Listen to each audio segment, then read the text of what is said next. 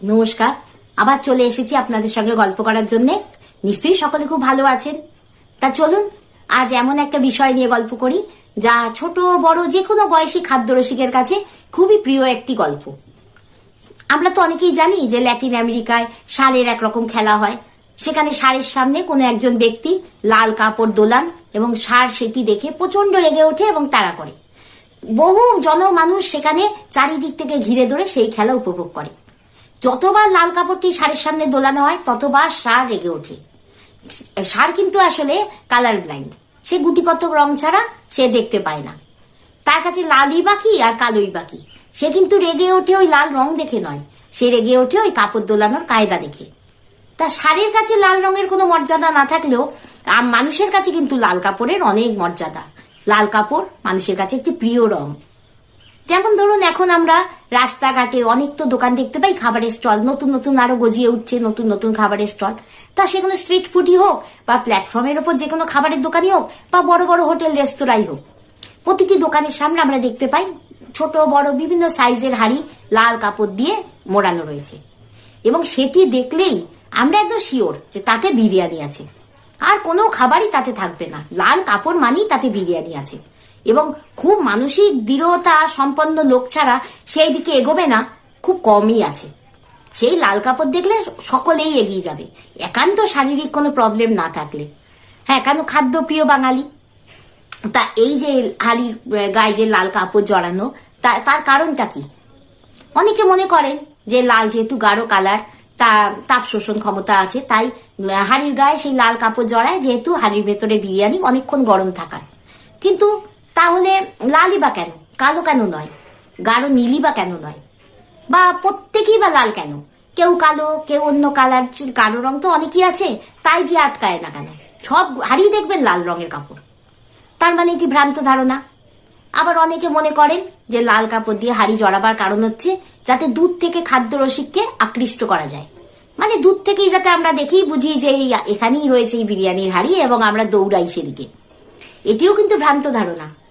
এই যে হাড়ির গায়ে যে লাল কাপড় দিয়ে ঢাকা, এর পেছনে কিন্তু রয়েছে বহু বছর পুরনো একটি ঐতিহাসিক কারণ। তা চলুন আজ সেই ওই কারণ কি জেনে নেওয়া যাক।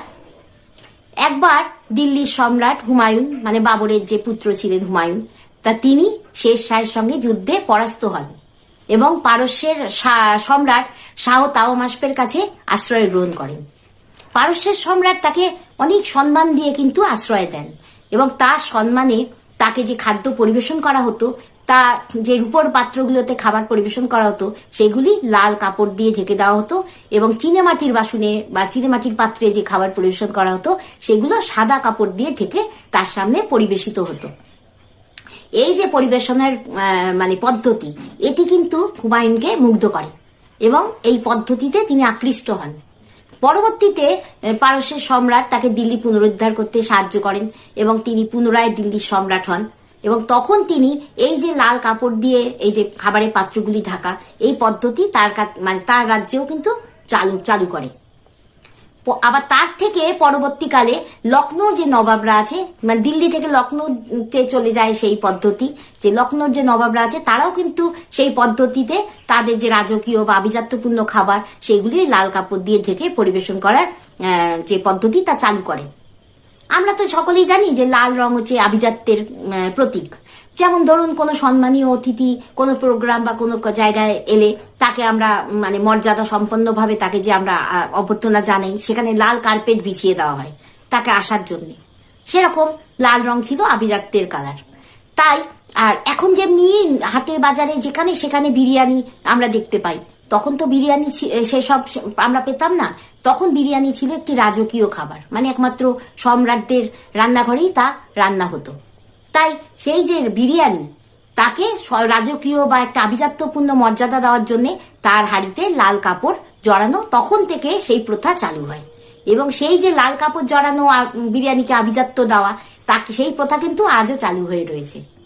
তাহলে আজ জানলেন বিরিয়ানি হাঁড়িতে লাল কাপড় দেওয়া কেন। তা আর দেরি না করে চলুন আমরা ছুটে যাই সেই লাল কাপড় জড়ানো বিরিয়ানির হাঁড়ির দিকে এবং আমাদের তৃপ্তি সাধন করি। তাহলে আজ আসি।